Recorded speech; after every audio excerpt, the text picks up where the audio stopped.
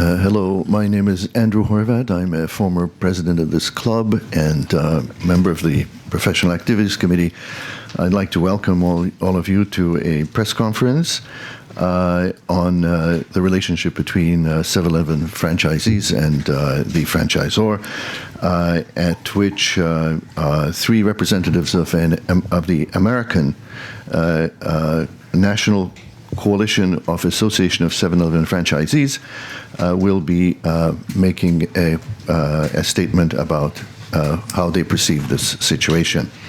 They are from my immediate right, Mr. Michael Jorgensen, Executive Vice Chairman of NCASEF. Then I believe it's Mr. Rehan Hashmi, who is Vice Chair, and Mr. Jaspreet Dhillon, who is the Treasurer. Without further ado, I'd like to, since we are pressed for time, I'd like to ask Mr. Jorgensen to make a statement, and then afterwards we will have Q&A, and Mr. Jorgensen will then designate some of either of his colleagues for those questions, to answer those questions which they have expertise about. Allow me to remind everyone that this is a press conference, so bona fide journalists, regular professional members of this club, and other recognized professional journalists will have a first opportunity to ask questions. Thank you very much. Please go ahead. So good afternoon. Is it turned on? Yes, it's on. Good afternoon. My name is Michael Jorgensen, and I am the Executive Vice Chairman with the National Coalition of Associations of 7-Eleven Franchisees in the United States. It is a pleasure to be here, and we want to thank you for having us attend this press conference today. Our National Coalition's leadership has been in Tokyo this week to meet with 7-Eleven franchisees, to visit stores, and gain a true understanding of why 7-Eleven is Japan's #1 convenience store chain and the world's. People here love this brand, as we all do. And although we operate our stores thousands of miles away from here, we have many of the same issues. Thanks to the graciousness of our hosts, we could come here to discuss our common concerns and begin a process of working together to solve problems and maintain the excellence of the 7-Eleven brand. First, a brief bit of background on our national coalition. It began in 1973 when 6 franchisees came together and met in the basement of one of their stores to address the issues and major business concerns of their times. Fast forward 46 years, and we are a large organization made up of some 41 individual franchise owners associations representing 4,400 franchise store owners, all 7-Eleven franchise store owners. Our purpose is much the same today as it was back in 1973, to protect the interests of 7-Eleven franchisees, the integrity of the brand, and the profits we and 7-Eleven earn together. During our visit, we have spent a great deal of time learning about 4 major issues confronting franchisees here. The first issue is the 24/7 convenience store culture. That isn't specific to only 7-Eleven here. Convenience stores have been open around the clock for quite some time, but times have changed.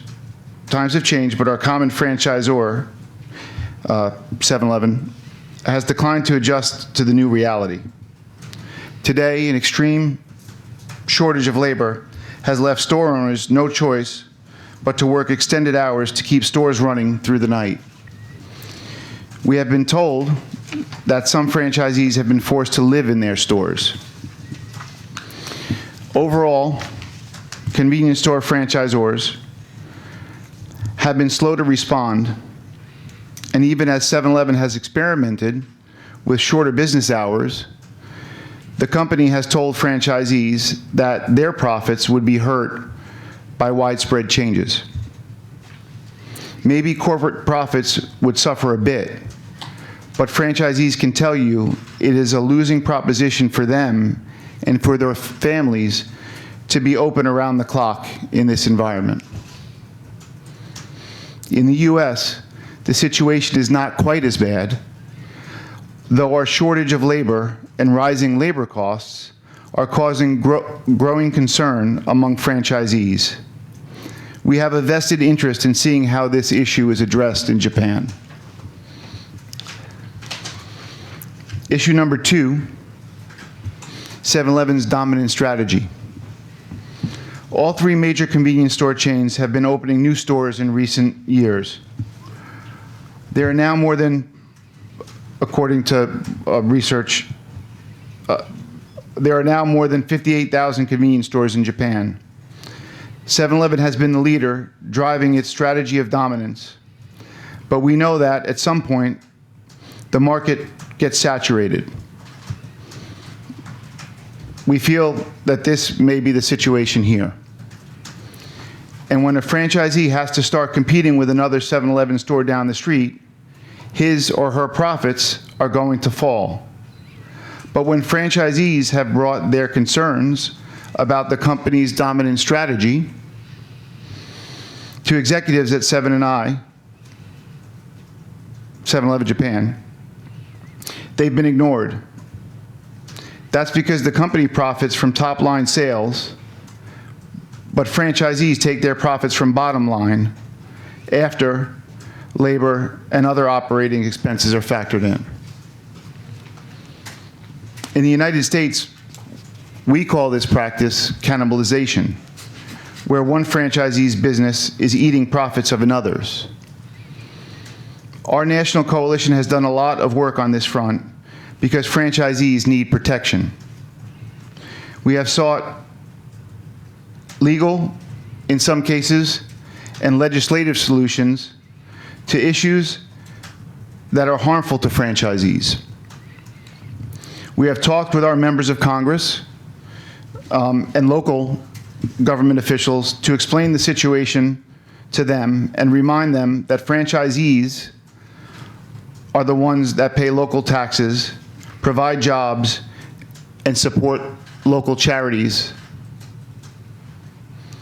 We have sent letters to the U.S. Federal Trade Commission and have met with local attorney generals, state attorney generals in several U.S. states to make them aware of situations that may be in violation of state laws and enlist their help enforcing protections for franchisees.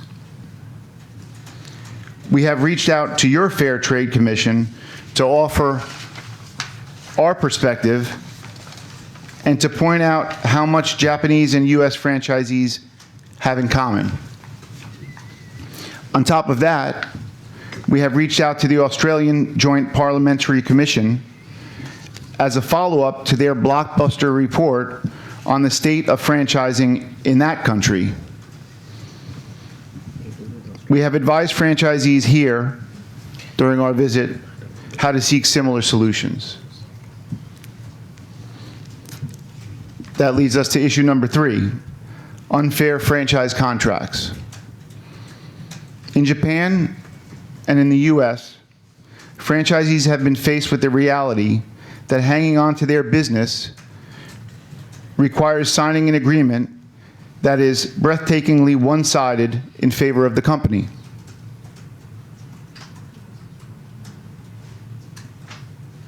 We believe strongly, as do our colleagues here in Japan, that we need to achieve a fair and equitable balance where 7-Eleven's profits do not come at the expense of franchisees.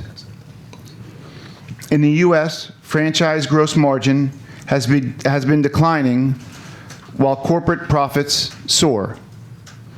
The number of franchise stores for sale by franchisees in the U.S. has risen sharply. And we believe that franchisees should be able to run their store as true independent business owners, not as glorified store managers, in such a way that guarantees financial stability and prosperity. Unfortunately, at the present time, we feel we have neither. Issue number 4 is the relationship franchisees have with their corporate parent. We are in this business together, but over and over again, over and over again, but here in Japan as well as in the US and in Australia, 7-Eleven has shown its disdain for franchisees.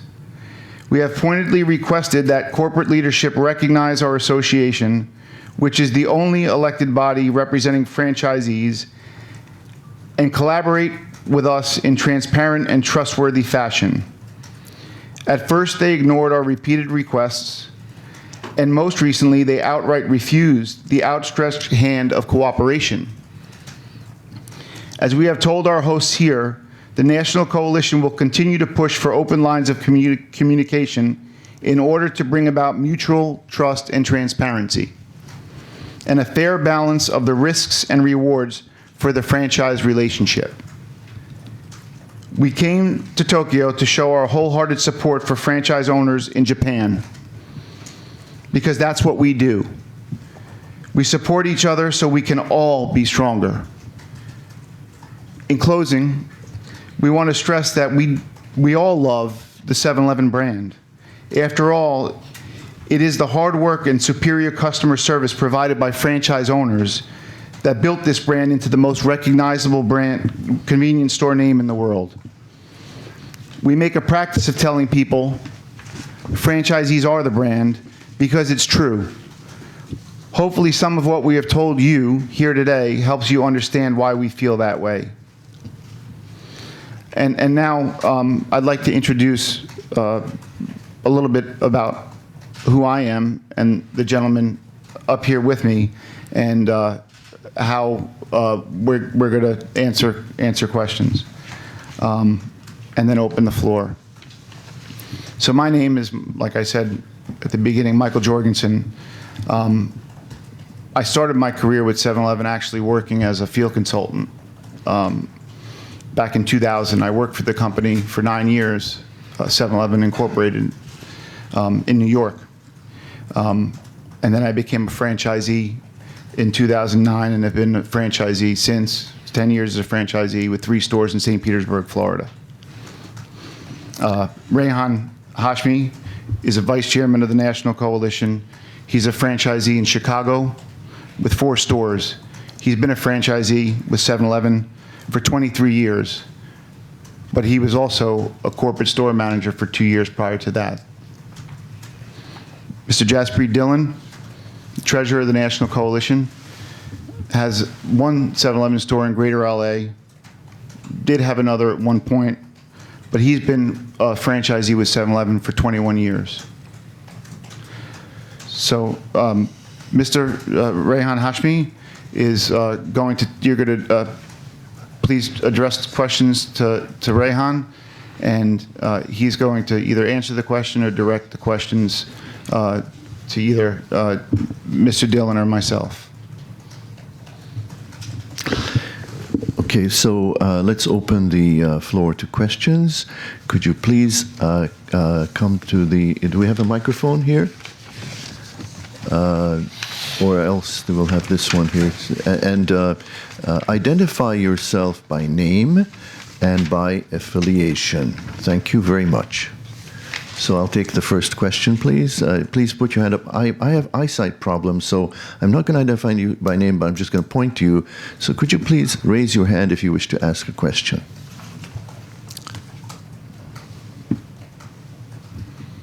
Ah, yes, the gentleman over there, please.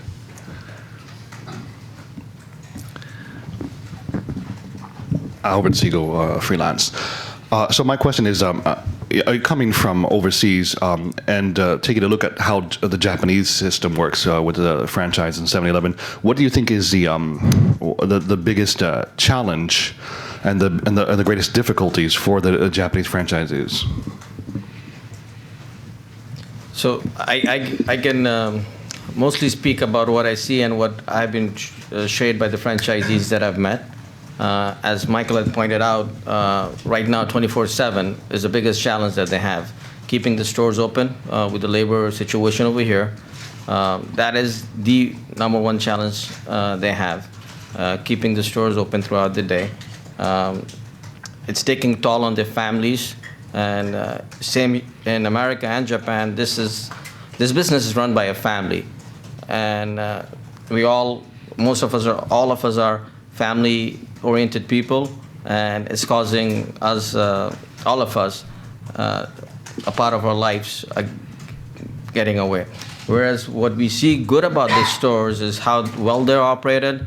The stores are clean. The brand is excellent. Their food is phenomenal. We hope we have the same kind of food in America. So it's a wonderful presentation. Unfortunately, what's at the back end, a lot of folks out there don't know what happens at the back end of keeping the stores the way they are today. Okay, thank you. Any further comments? Go ahead. I think to add to Rehan's comment, I think the slow delay in response to those franchisee struggles. So that struggle is not new. It's been happening for quite some time, the 24/7 issue and labor concerns. And the fact that franchisees have to go to the extent that they have to go to and suffer to the extent that they have to go to before something gets done is a big issue. Major concern. Franchisees shouldn't get to the point of major suffering before something gets resolved.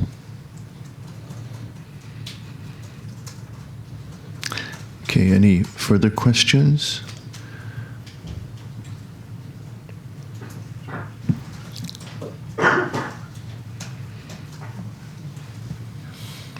何か言葉の問題があるような気がしますよね。We need a translator. So we need a translator. じゃあ日本語で簡単な日本語での質問があれば、私なりにそれを翻訳します、通訳します。よろしいでしょうか。日本語でご質問がありましたら。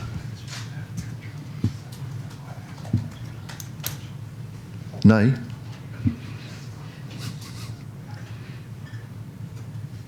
はい、どうぞ。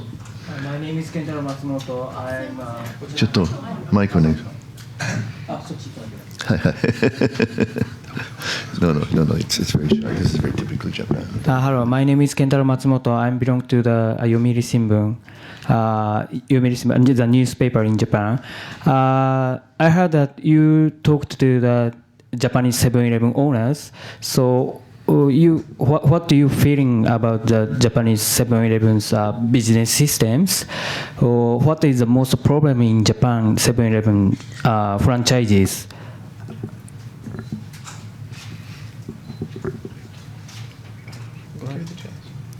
Go ahead. So, Go ahead. Ask. 24/7. Yeah, as I think the question is very similar to the first one, and from what we hear is it's the 24/7 is causing a lot of problems because of the labor shortage, and with that it comes on to the franchisee to keep the store door open, and that's causing them a lot of stress, physical tightness, stress, and a lot of other issues.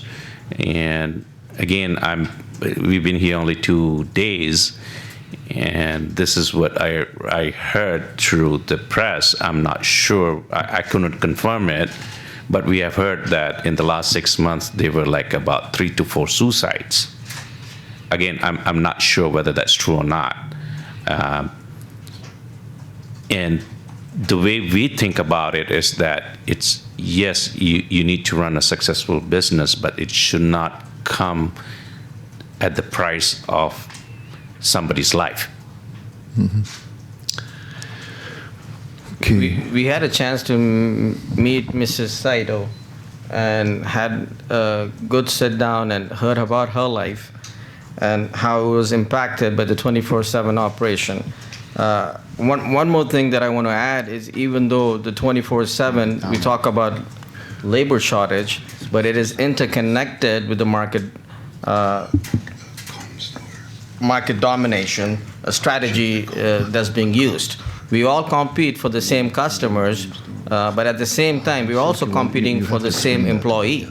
And with this labor shortage in Japan, the number of stores that are there, we're all competing for the same employee, and it is in a way directly related together, the domination and the labor shortage.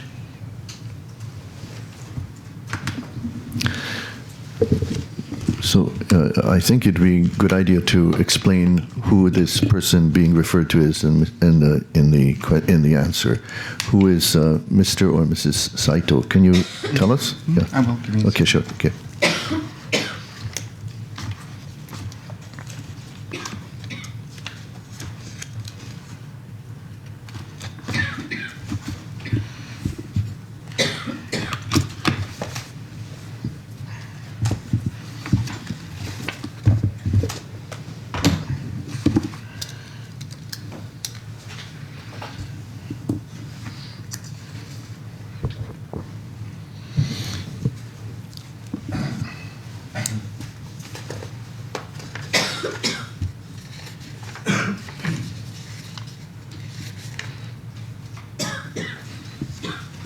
So, can you do that? Yes. Thank you. Mrs. Masayo. Masayo Saito,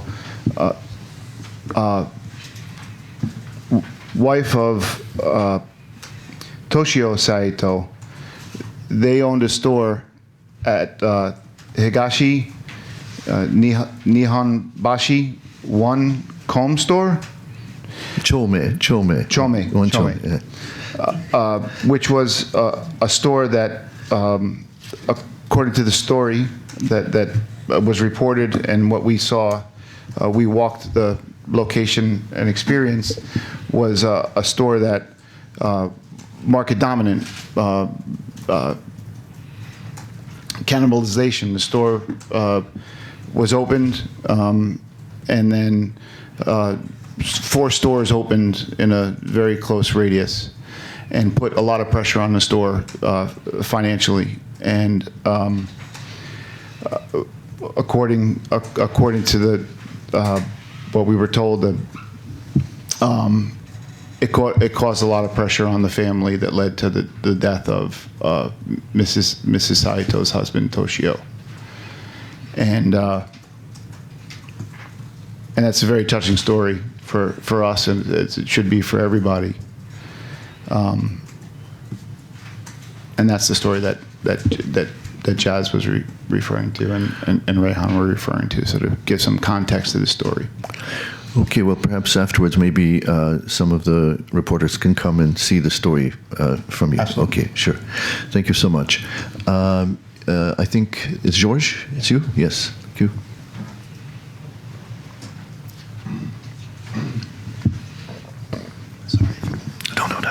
My name is Baumgartner. I'm working for Swiss Television and Radio France.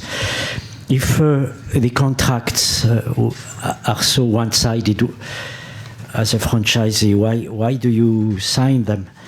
And the issue of cannibalization and saturations of stores in Japan or in America is a problem which I think now 7-Eleven is trying to address this kind of issue, trying to reduce the number of stores and increase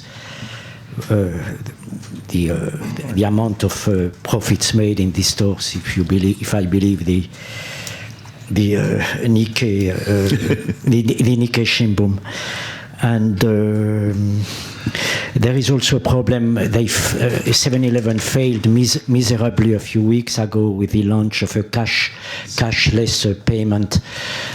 Do you have the same problem in America or not?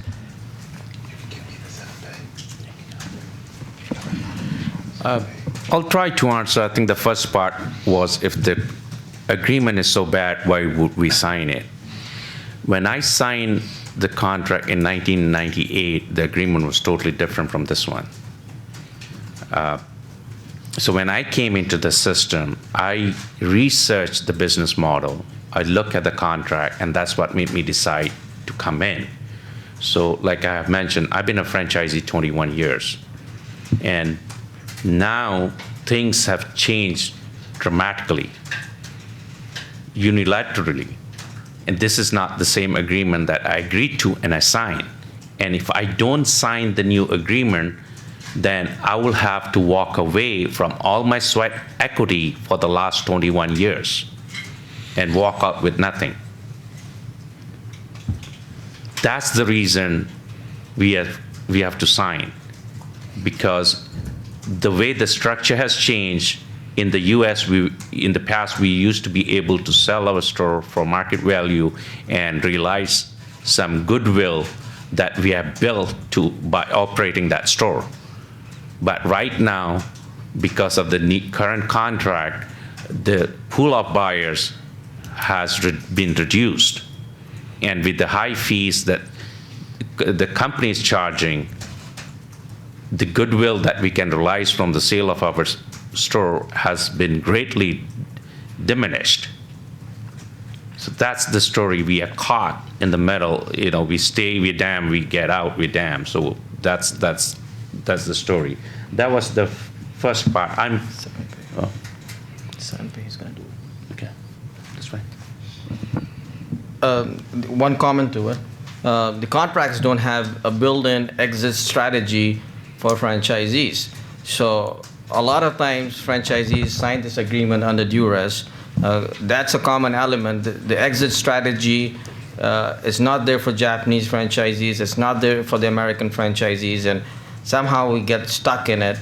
And as Michael had pointed out, there is something about operation manual where 7-Eleven can keep changing the agreement by using the operation manual. Are you still making money, profits these days? So Your franchisees business, is it still profitable? So as far as contract, there's Because in Japan, some of the franchisees don't make any money. right. So there's a big difference between the contract in the United States and the contract in Japan. And we really don't want to get into the particulars of contracts because renewal procedures, right? There's different renewal procedures according to both states. There's different countries. There's different disclosure upfront in what needs to be shown to franchisees before you enter into a contract, and then. There's different rights upon exit, whether or not you can sell your store, whether or not you can give back the store and walk away if it's unprofitable without a penalty. These are a lot of the discussions that we've been having over the past few days, and us not being attorneys are not really qualified to explain all those subtle differences. It's very not subtle difference, big differences. So, yeah, what we can talk about as far as agreements, different volumes of stores will mean different income for franchisees. A lot of times, the company likes to talk about things in terms of gross income, franchisee gross income, store gross income is up. What we take to the bank and what we feed our families off of is net income. Franchisee, individual store, net income. And so that is really the indicator of store health. Individual store net income. The 7-pay question. 7-pay, we know about the 7-pay issues. We've read about them.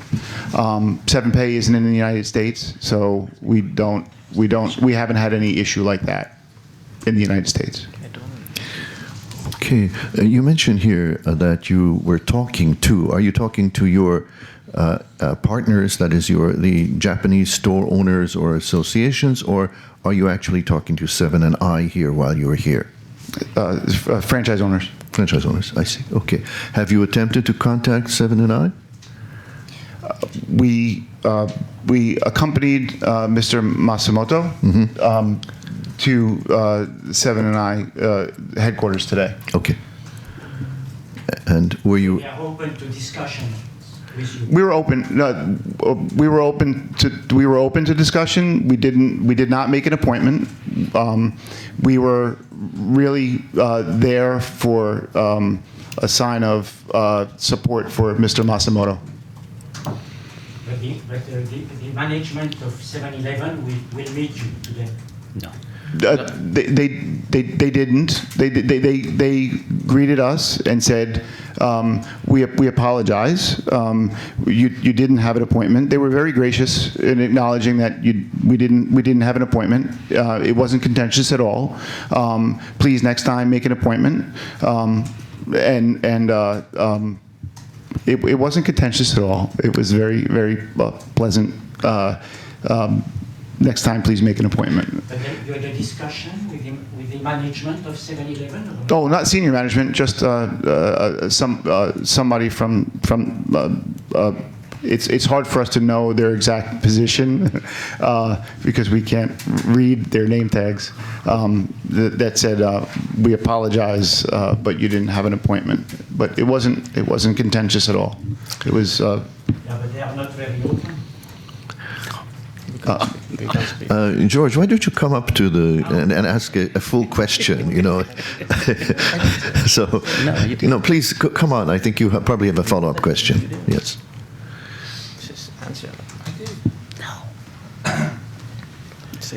I understand that the management of 7-Eleven in Japan doesn't recognize your association, as if I understand what you said earlier, but you came all the way from the U.S.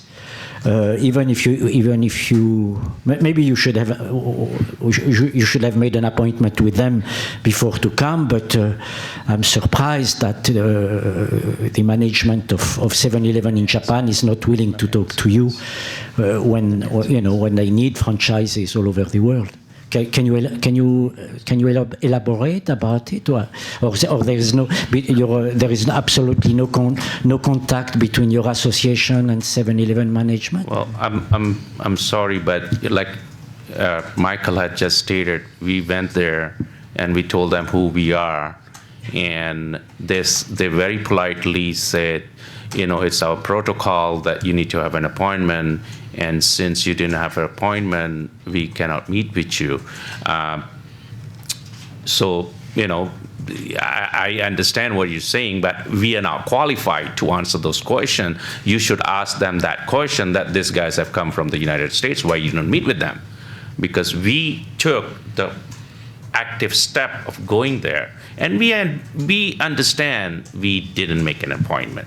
So we understood that, and that's why we said thank you, and we shook hands, and we were very cordial with each other, and we left. So as far as why didn't they meet us, I don't think we can answer that question. I think it's for you to ask that. And we'll take their offer and hopefully make one more visit, make an appointment. Yeah, and this time we'll try to make an appointment. Okay.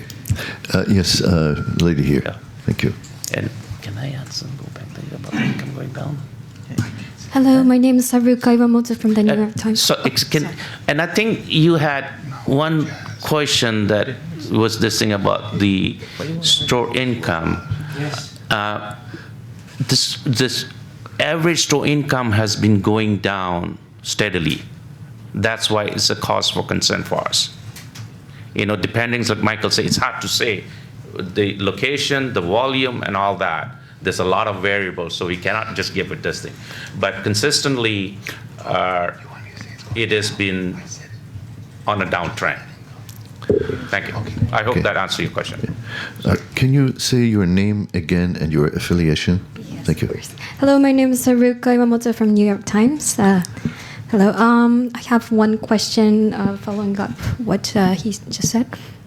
So I think you couldn't really meet the managers in Japan, but then how are you going to continue the discussions with them? And also, what kind of discussion do you want to continue from now on with them? No, take it. Go ahead. Again,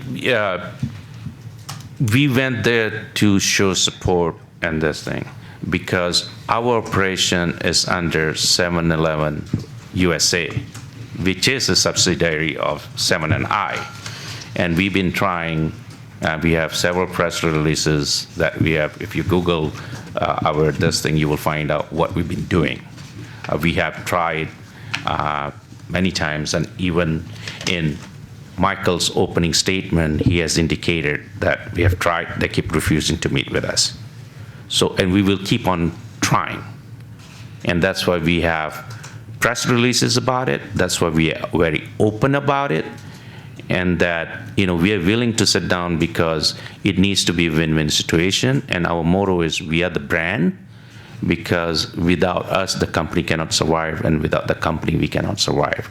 So we are very willing, and within just the three of us, there's 60 years of experience of running 7-Eleven stores. We are at the very forefront of dealing with the customers. So we in the trenches. And we want to be able to be part of the solution. So that's, like I said, we can only speak for ourselves, and we will keep making repeated attempts. And next time we are down here, we'll make sure we notify them in advance that we are coming, and would you please meet with us, ask for an appointment. I mean, we are in business together. 7-Eleven franchisor and the franchisees are businessing together, and we're very hopeful. We're very hopeful that while the local Japanese franchisees are trying their best to communicate and get the point across, we are lending our support and also partnering them to support us, and hopeful that the franchisor will reach out to all of us, Japan franchisees and US franchisees, and get a solution together. Okay, yes, the lady here, please. Thank you. I'm Junko from Kyodo News. So based on your fact-finding mission in Japan, what kind of advice will you give to the Japanese franchise owners? You said that in the United States you visited, you lobbied congressmen and local officials and also the Fair Trade Commission. So what kind of advice will you give to the Japanese owners? I mean, probably we all can chime into this. I mean, the best solution that we think, not a solution, one of the ways is to get together as franchisees. We would advise them to organize themselves into owner associations, share their experiences, share their problems, and come together. We represent 4,400 franchisees across America. Organization was formed in 1973, and we've had our good days and bad days with our franchisors. So our relationship was not always like this, but unfortunately it is what it is today. And one of the advice that we would give to the franchisees over here is to organize themselves, and you can talk about lobbying and stuff. Yeah, and while we were visiting with them, we had talks with the local franchisee, and we shared our lobbying effort and how we did that. And like I said, we always support each other in the U.S., and that's what we're trying to get them going. And we will support them because at the end of the day, whether you're a franchisee in Japan, Australia, or U.S., we are facing similar problems, if not exactly the same problems. Given the local culture and tradition, the problems are similar. It just has different twist because of this. So we want to join hands with all our international franchisees and to work together and learn from each other what works and what doesn't work.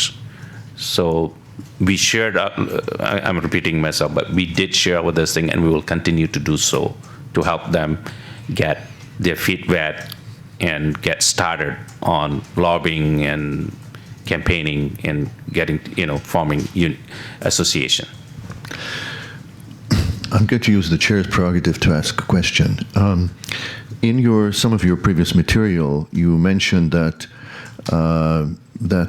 you have some problems in the United States serving fresh food or other prepared foods and so on.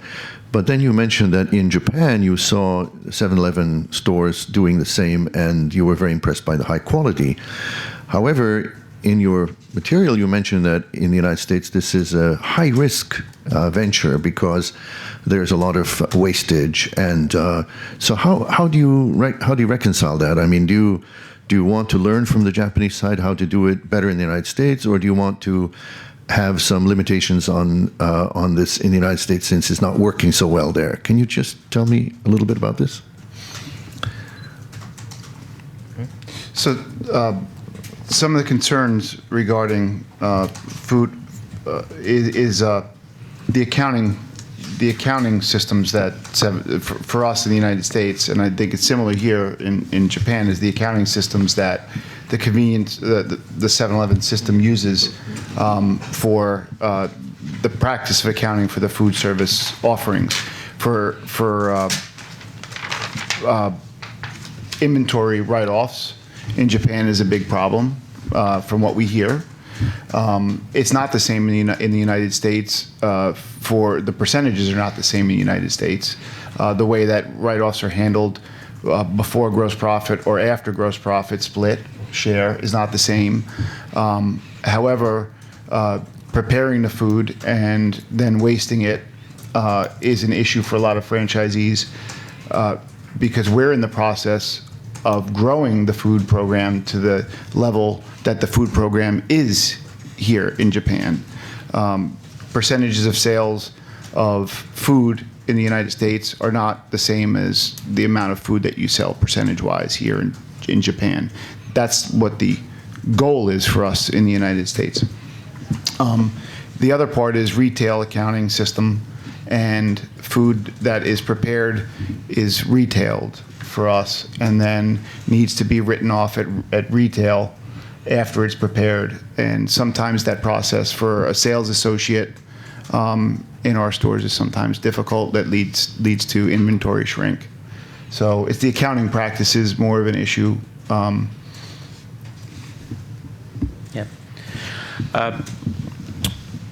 In the Japan, it's the people, the customer rely on food at 7-Eleven. I don't know how long it took to be that dominant. That's why I guess the quality is great. In the U.S., the convenience store used to be the main. This thing was beer, cigarette, and gas. That was what convenience stores were in the United States. So people do not associate us as a destination for food. Not just 7-Eleven, all convenience store in the U.S. But in the last 5 to 10 years, the whole convenience industry in the U.S. is moving towards QSR, quick service restaurant model. And food, the percentage of food sales have grown year by year. It's still not as high as in Japan, but it's moving in that direction. The issues which Michael has pointed out is the accounting issues and stuff. Our agreement in the United States is based on a convenience store structure, not a QSR structure. Quick serve restaurant. Quick service restaurant. Usually in the quick service restaurant, the food cost is much less, and they can afford to absorb the write-off and pay labor and still come out ahead. Whereas, in my opinion, I have an accounting background, again, it's my opinion, 7-Eleven's agreement structure is still of a convenience store, beer and cigarette, which doesn't go bad. It doesn't sell, it sits there, it doesn't go bad. You don't have to write it off. So the margin is thin.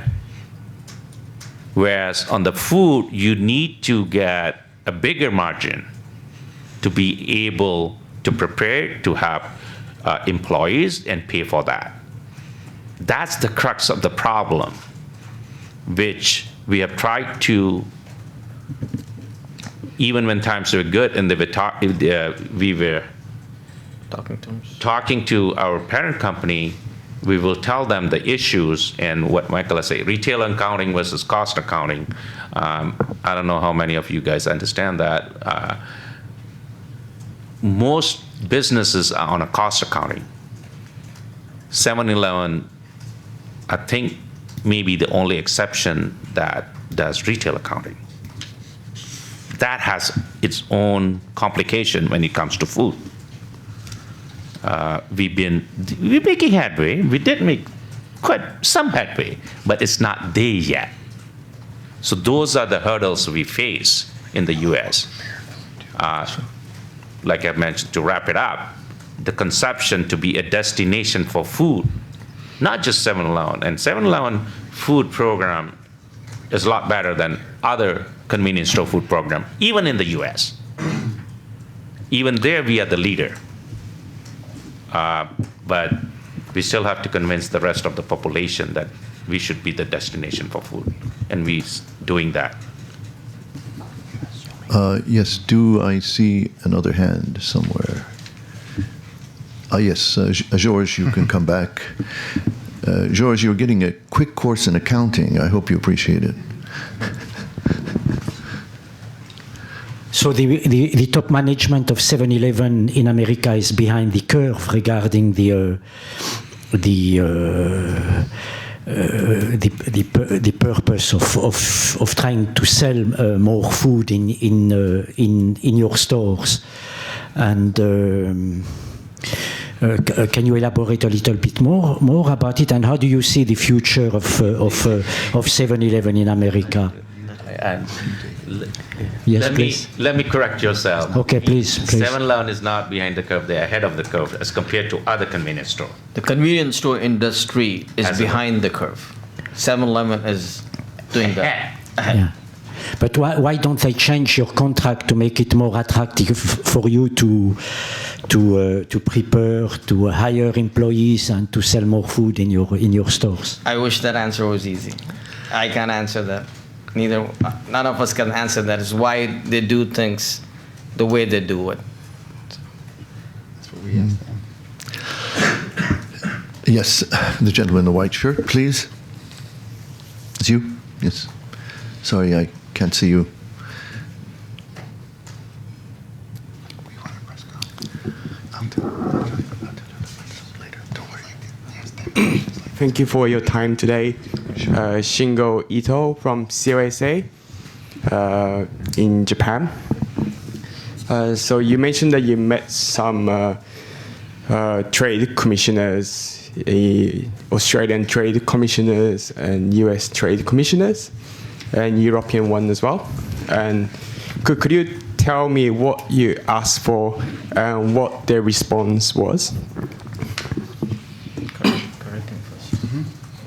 I hope my question was clear. Yes, we'll just correct this.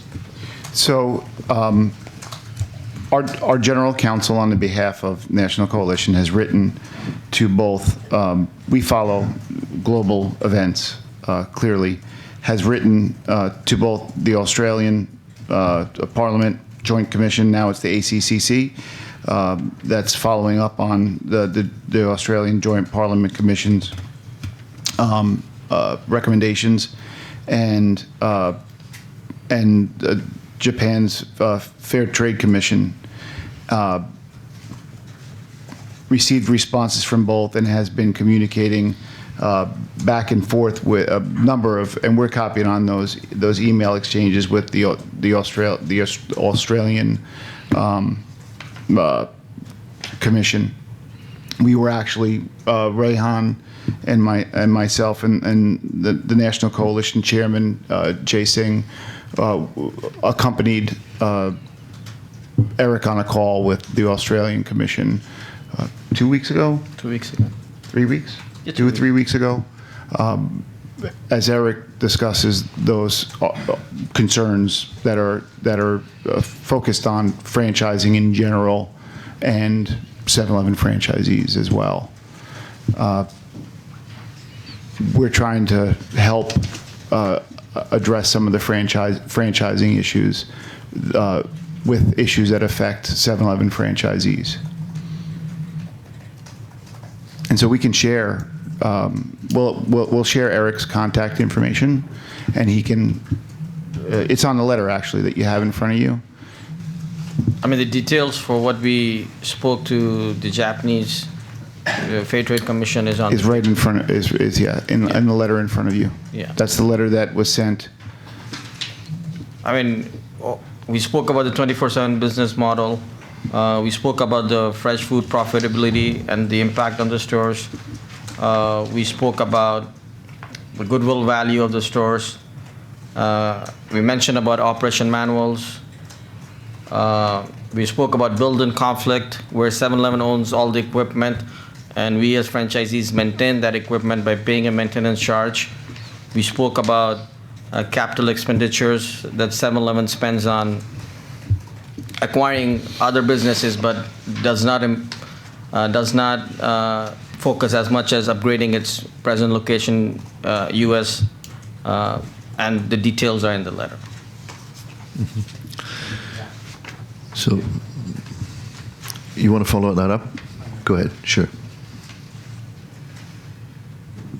Yeah, thank you. Yeah, I read the letter as well, but I didn't see much of their response. So yeah, so I asked the question can I also just, could you elaborate more on the responses from the European trade? We did not. There's no European. No European trade. no Sorry, yeah. Australian, Japanese, and the United States. United States, Yeah, yeah. Federal Trade Commission. Okay. And yeah, so what was the general comment that they made? Did they promise anything, or what was the? I understand still that you're under discussion now, but it was an acknowledgement of receipt. Acknowledgement receipt, but they didn't say anything. Not apart yet. from This that. letter is, we sent this letter in August last week. Okay, yeah. So things take time, but they did reply us back with acknowledgement, and we are very hopeful. We're 100% sure they read it. We're hopeful they'll reach out to us if they need to answer. Reach out to Eric Karp, our general counsel, for questions. It was a 3-sentence. I saw the email. It was 3-sentence response, but that we received it. We'll review it. We'll reach back to you. But I can't share it. Yeah, I see. Yeah. It's. Okay, thank you. I think we have room for one last question.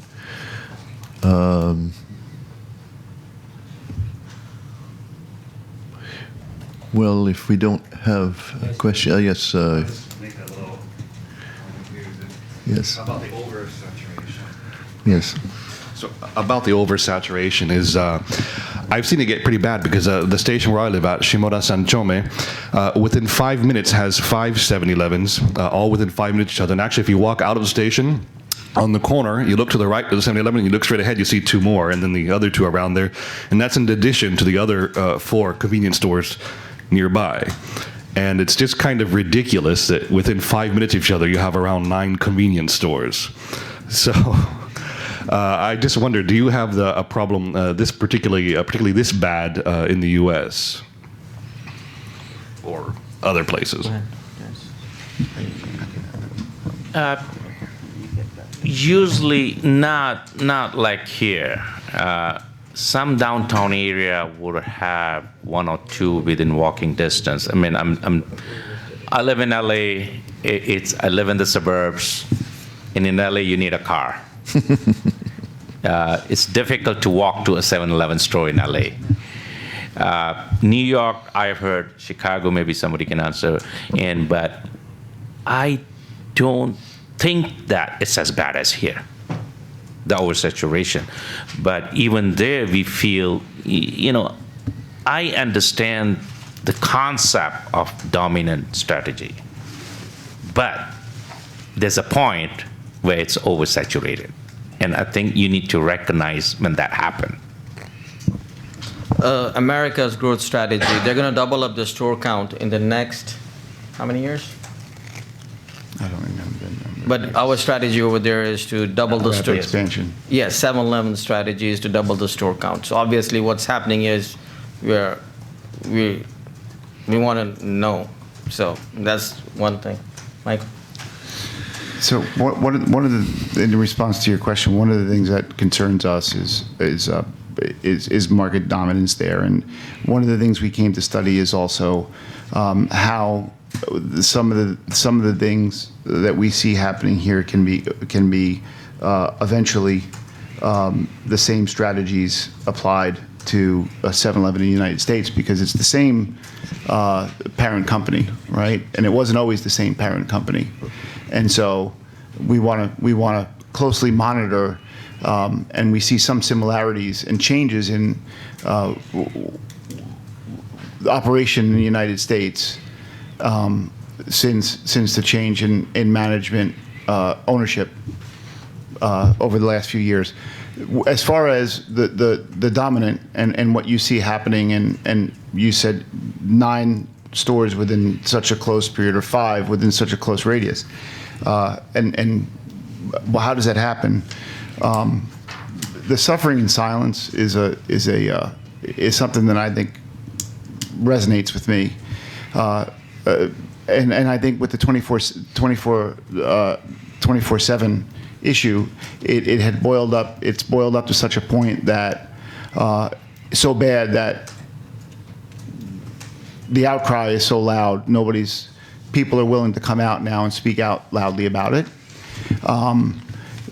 I think a lot of people suffer in silence with a lot of issues and are afraid to speak out, and that allows other people to suffer more. So, and marginalized. It allows a lot of issues to be marginalized. And what happens is other people accept what's happening to them because I'm the only one it's happening to. Well, it's just me. And nobody else is saying this issue is happening to them. And those issues get marginalized. And that market dominant, well, who winds up buying that store that's close to the other store? Do I buy it because, well, if the store is opening right next to me, it's either somebody else is going to buy it or I have to buy it. And then it becomes a bigger and bigger situation, because if they build the store and then the franchisee in the nearest store is the one who buys it, well, I'm going to build another one because somebody else is going to buy it. It becomes its own snowball rolling down the hill, getting bigger and bigger problem. At some point, it needs to stop. Okay, thank you very much. We've run a little past the time. I'd like to thank our speakers for sharing their views and their positions, and also all of you for excellent questions. Thank you very much. This news conference is over now. Thank you.